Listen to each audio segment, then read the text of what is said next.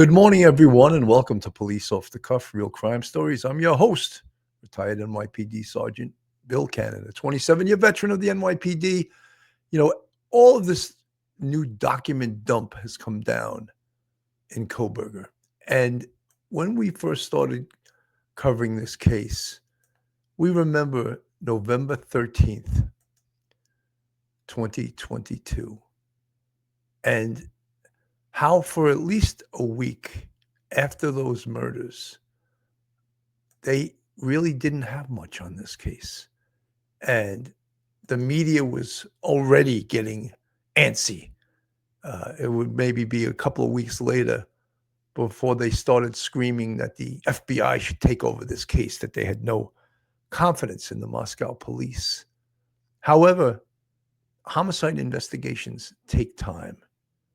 And one of what we would say in the business, the smoking gun piece of evidence was, you see it on the screen here in this thumbnail, the knife sheath with the button on the knife sheath had male DNA on it. And that DNA is what led to the identity of Bryan Kohberger. In a much more convoluted way than I'm saying it, they used investigative genetic genealogy, because the DNA identified from the button of the knife sheath was submitted to CODIS, the Combined DNA Index System, which is run by the FBI, which has two categories of DNA: offender, that's convicted offenders, and forensic DNA. And the sample they took from the button of the knife sheath was in neither category of DNA in CODIS. So they didn't know who this perpetrator was, but as they started looking at more evidence, circumstantial evidence, they put it out rather quickly, the white Hyundai Elantra. And that, they discovered, belonged to a student at Washington State University by the name of Bryan Kohberger. And that is what enabled them to surreptitiously collect DNA from the parents' home in Pennsylvania. And with that sample from discarded bottles in the trash, they were able to get a match, a familial match, from the father's DNA to the DNA on the button of the knife sheath. So that is how they established probable cause against this man, Bryan Kohberger. And that, to me, was smoking gun evidence. Could they have ever made this case without the DNA on the button of the knife sheath? I think they could have. I think it would have been a very tough case for the prosecution, but I think there was enough circumstantial evidence from which inferences are drawn, right? And we've discussed it a million times on this show, that circumstantial evidence can be very powerful evidence, especially when there's lots of it. Some people poo-poo it, we love that word, by saying, oh, it's just circumstantial. And as we've discussed here so many times, circumstantial evidence can be powerful evidence. So when we look at these 4 Idaho students, Kaylee Gonsalves, Madison Mogan, Zana Canolo, and Ethan Chapin, this case had to be solved. Had to be solved for them, had to be solved for their families.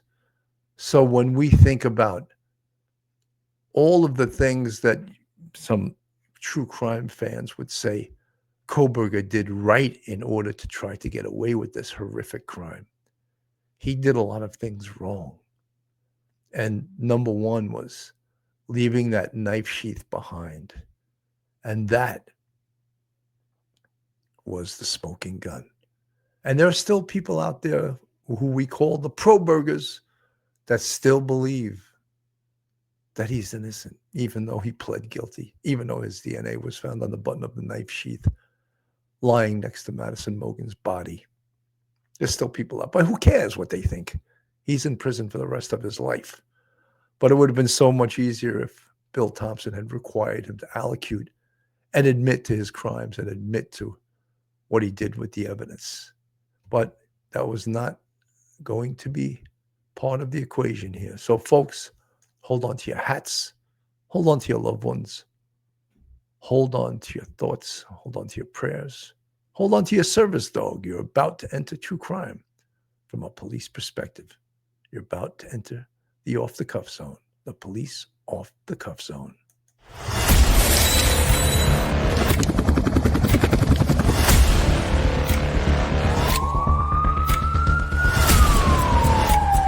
There has to be some common sense. They were the ones who called 911 to get him help, and now they're calling for change.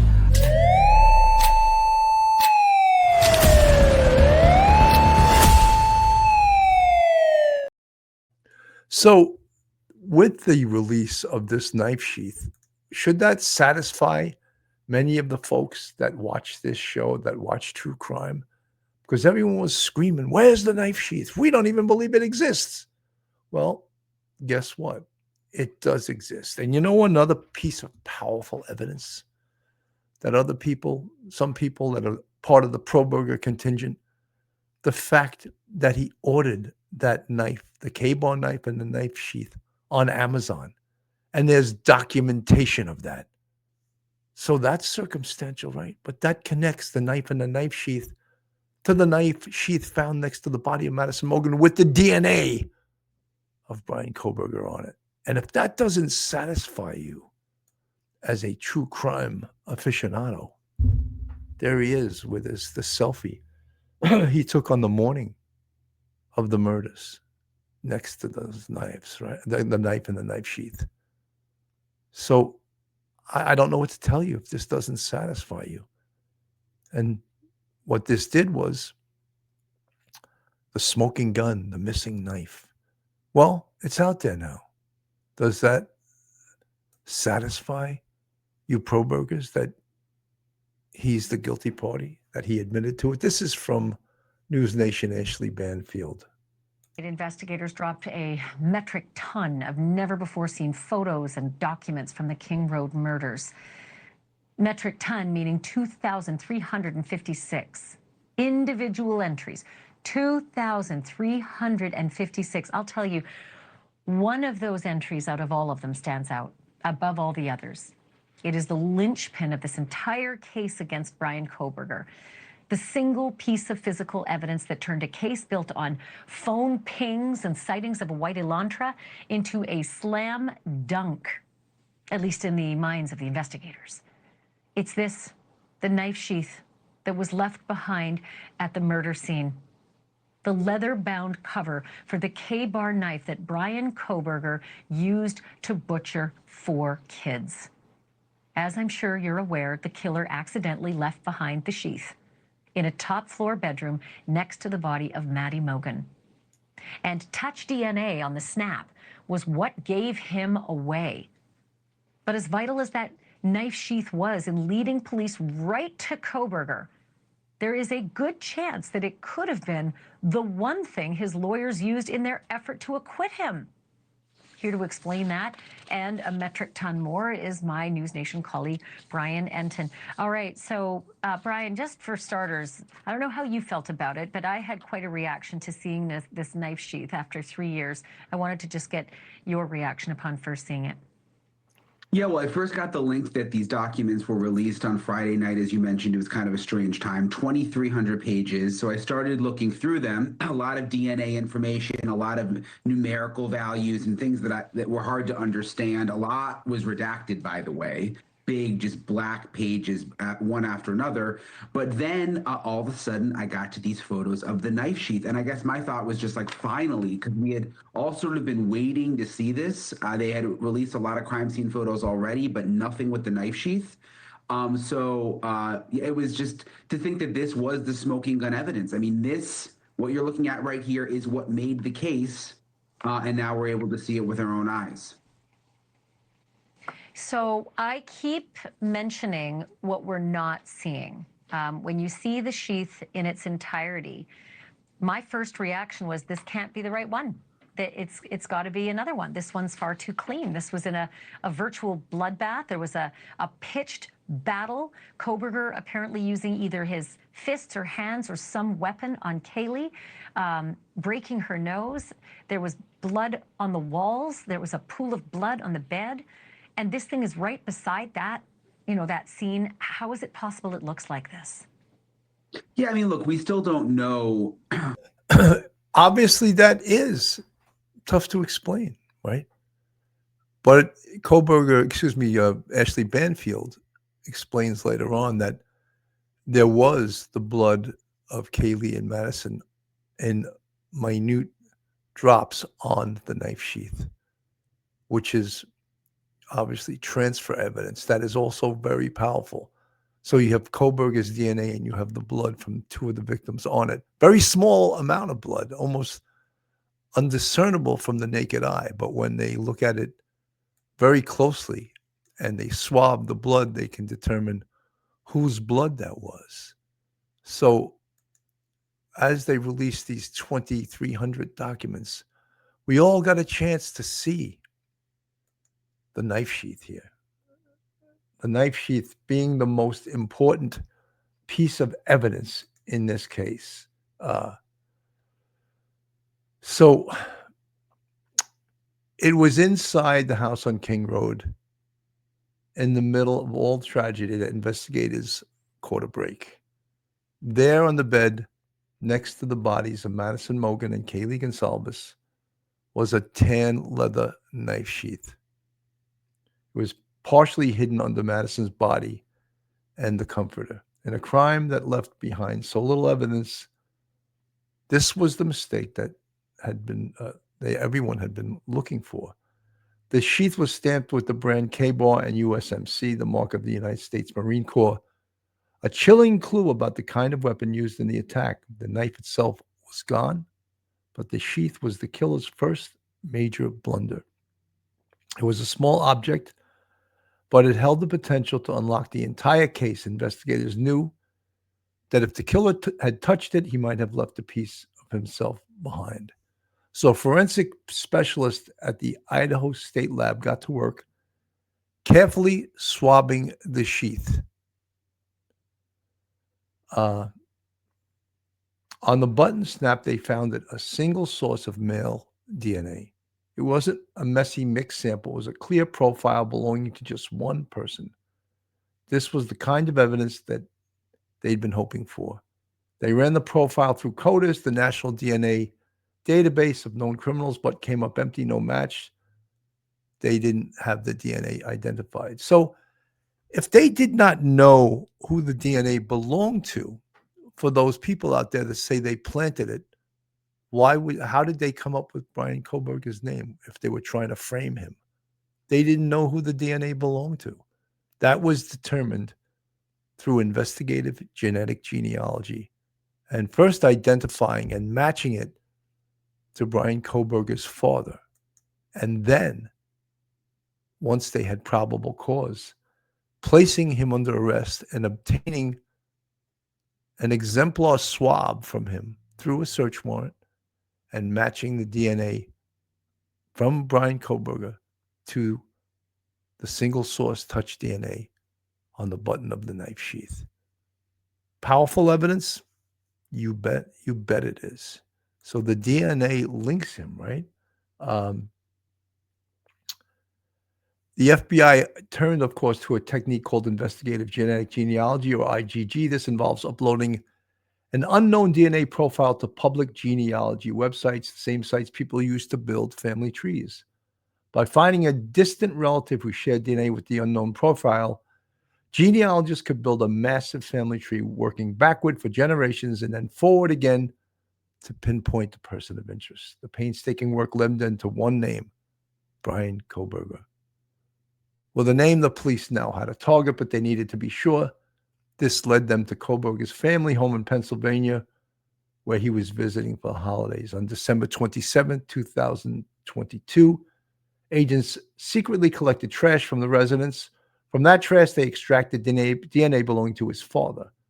When they compared it to the DNA from the sheath, it was a near certain familial match. The odds were over 99.998% that the man whose DNA was on a discarded item was the biological father of the person who left their DNA at the crime scene. That was the proof they needed to come in. So unbelievable, right? Absolutely. We remember that house. It's on the screen, the house that they knocked down. So through this knife sheath, they were able to make a positive identification to the perpetrator in this case. Nothing short of remarkable. Science helps to solve this case, does, for all practical purposes, solve this case. We're going to go to a quick commercial, folks. Have you or a loved one been injured in an accident with a commercial vehicle, like an 18-wheeler, delivery van, bus, or rideshare, and you weren't at fault? These cases aren't like regular car accidents. They involve corporations, insurance companies, and complex transportation laws. You need an experienced attorney who knows how to fight and win. That's where the team at 911 Law Call comes in. We connect you with top law firms that specialize in commercial vehicle accidents and have a proven track record of securing real compensation for victims just like you. The consultation is free. There are no fees unless we win. Call 866-814-2911 now. That's 866-814-2911. 866-814-2911. Justice for commercial vehicle victims starts here. 866-814-2911. No fees unless we win. That's 866-814-2911.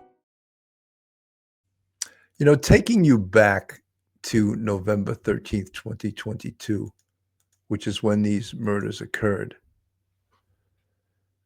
you believe how nervous the town of Moscow, Idaho was, that there was a serial killer or there was this madman out there. Everyone was afraid. And as days went past, frustration of the community, of the investigators, of the local and national media was a real thing. They were screaming that the FBI should take over this case because Moscow police are not competent enough to do so. However, homicide investigation takes time. And this was a little cut, a little clip of a video that occurred right around that time. Say the DNA of a man accused of killing 4 university students was on a knife sheath at the crime scene. Those details come as Bryan Kohberger made his first court appearance today. Bryan Kohberger walked into a courtroom in Idaho to face 4 counts of first-degree murder. The maximum penalty for this offense, if you were to plead guilty or be found guilty, is death or imprisonment for life. Kohberger is accused of stabbing and killing 4 University of Idaho students inside a home in Moscow in November. Mr. Kohberger, you will be remanded in custody and remain in custody on the no bail. There are also newly released court records about the case. Those records indicate one of the housemates who was in the house at the time of the killings came in contact with the alleged killer before he left the home. Court records also say a knife sheath was discovered at the scene next to one of the victims and DNA discovered on the sheath. Police then tracked Kohberger with the help of cell phone records to his parents' home in Pennsylvania and found matching DNA in the trash collected at that home. Last week, Kohberger was taken into custody in Pennsylvania without incident. According to his Pennsylvania attorney, Kohberger intends to plead not guilty. He believes he's going to be exonerated. Kohberger was flown back to Idaho Wednesday night, but it's still not clear what, if any, connection he had to the victims or what could have been his motive.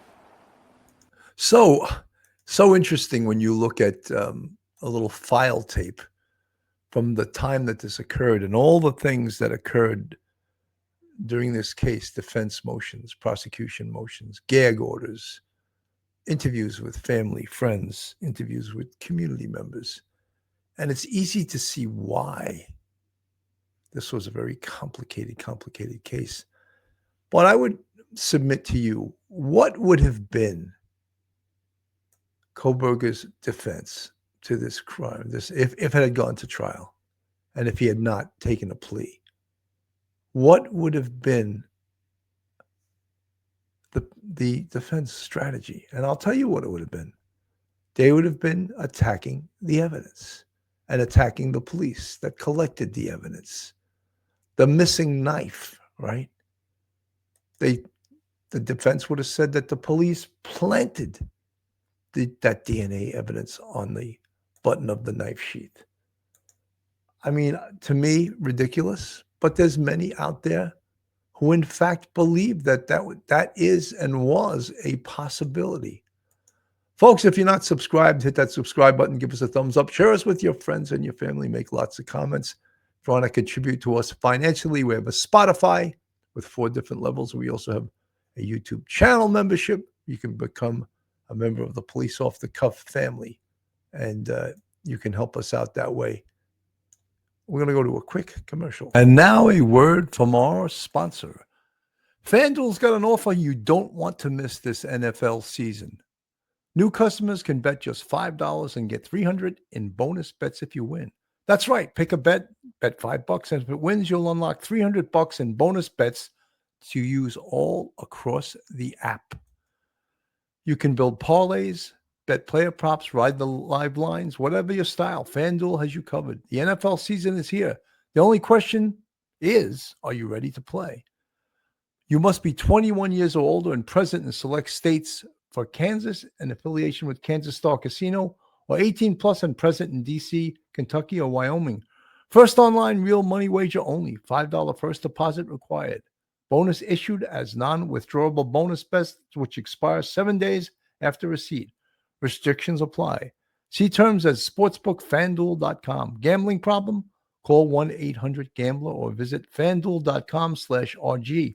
Call 1-888-789-7777 or visit ccpg.org/chat in Connecticut or visit mdgamblinghelp.org in Maryland. Hope is here. Visit gamblinghelplinema.org or call 1-800-327-5050 for 24/7 support in Massachusetts, or call 1-877-8-HOPE-NEW YORK or text HOPE New York in New York. This is a small clip from Anjanette Levy. Been used to murder 4 University of Idaho students back in November of 2022.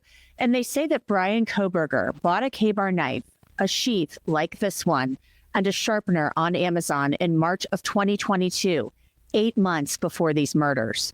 The sheath is one of the most important pieces of evidence in this case because prosecutors say it contains Bryan Kohberger's DNA on it. Specifically, on this part, it's the clasp. Now, the sheath was found on Maddie Mogen's bed next to her leg. Mogen had been stabbed in her sleep and didn't fight back, according to what we've read in court documents. Maddie's best friend, Keely Gonsalves, was in the bed next to her, and her parents have told media outlets that Keely fought back. The DNA on the knife sheath was the only solid lead police had in finding a possible suspect. The male DNA profile found on the knife sheath didn't come back to any felons in the FBI's CODIS database, so the FBI used genetic genealogy to trace the DNA to Bryan Kohberger. So the K-bar knife and sheath are important in more ways than one. Police believe the knife is the murder weapon, and the killer left the sheath behind, and Kohberger's DNA is on it. The only thing Kohberger's attorneys have really said about the sheath is that it's a movable object, and they question how it got to the house on King Road. Kohberger's lawyers made a number of arguments trying to keep the evidence of him buying the sheath, which they're not even conceding he did at this point, in the hope of keeping it out of the trial. The first was that they wanted to exclude it as a prior bad act, which prosecutors weren't even arguing. So I'm not understanding what you mean by an end run on that rule in this context.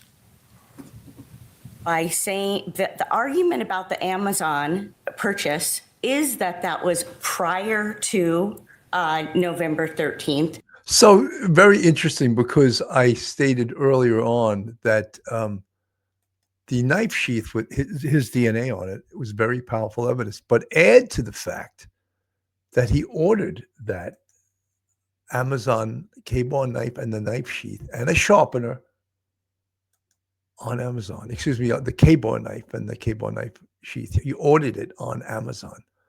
So when you add that to the fact that his DNA was found on the button of the knife sheath, game over. In my opinion, there's many people out there that who we call the Kohbergers that still are not satisfied. DNA on the knife sheath.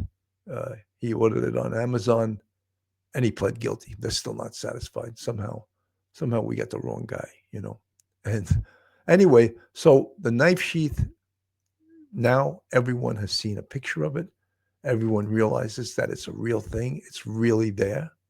And I think that should satisfy everyone, that they got the right guy. And the right guy is Bryan Kohberger. And the right guy is going to do the rest of his life in prison. And these 4 students, Ethan Chapin, Kaylee Gonzalez, Zana Canodal, and Madison Mogan, can now rest in peace, and their families hopefully recover from this horrific tragedy. So, folks, thank you so much for tuning in. I'm Bill Cannon from Police Off the Cuff, Real Crime Stories. Have a great day, and God bless.